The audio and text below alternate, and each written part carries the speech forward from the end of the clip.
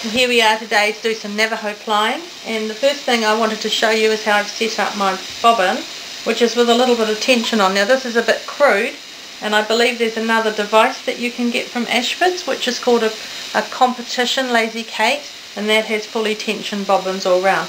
Navajo plying is a method of making 3-ply out of 1-ply of wool, and what it really requires you to do is just make a crochet chain with one hand while you control the twist with the other.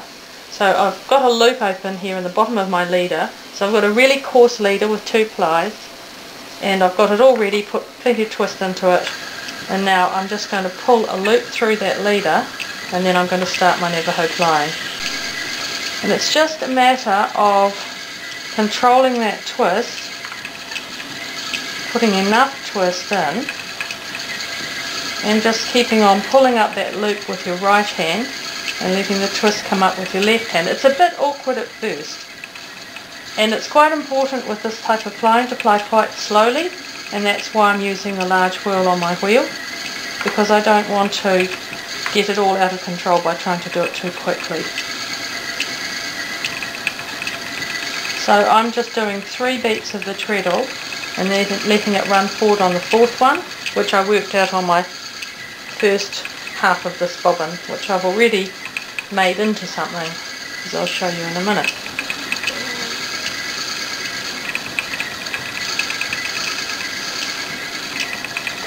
I've got my lazy Kate behind me and slightly to the left, and when you stop to move down a hook on your flyer, if you need to do that, just hold that loop open with your other hand, and there you go. When the phone rings, as it inevitably will do, let the twist run up and just put that over the maiden. It might leave a little bit of a uneven patch there, but I'm always being interrupted by the phone, and I'm sure you are too. Now wherever that loop crosses over, you get a tiny little loop in the plied yarn, but it's not at all obvious. You have to actually look for it.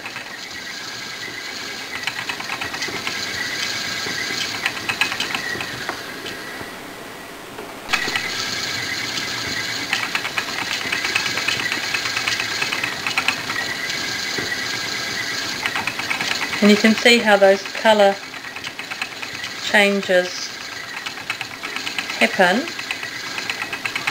and if you've got very abrupt colour changes and you want to keep them very abrupt, you can actually make your loops match your colour changes to a certain extent.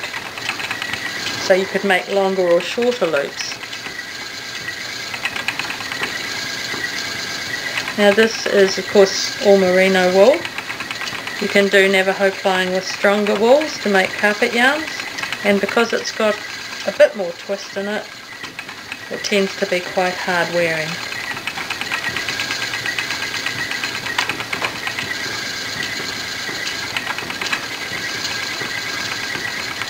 And I'm able to make a balanced yarn by being very careful about the amount of twist I put in when I'm doing the first 2 plies, and then again making sure that I don't over or under spin when I'm plying.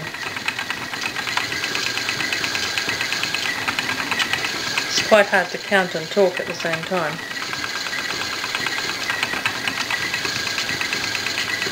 This is probably not something you want to do while you're watching television the first few times you do it, for that very reason.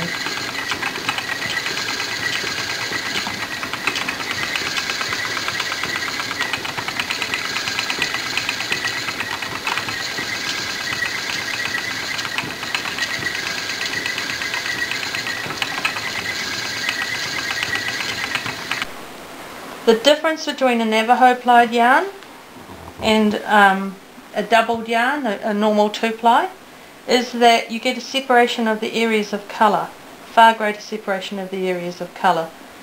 With a 2-ply yarn, which ends up with this mild effect, you tend to get large areas of marl in knitting and crochet. You can see the marled areas in here.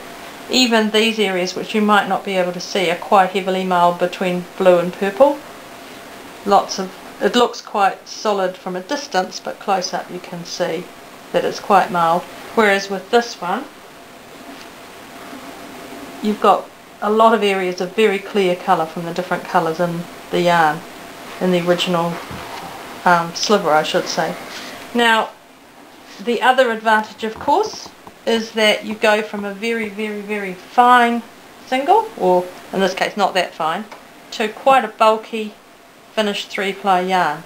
You'll find that it's quite bouncy. The important thing is to not put too much twist into it, but then again you don't want to skimp on it either. You must put a reasonable amount of twist into the singles, because the pressure of the crochet action will pull them apart if you haven't got enough twist in. And that's about it for Navajo yarn.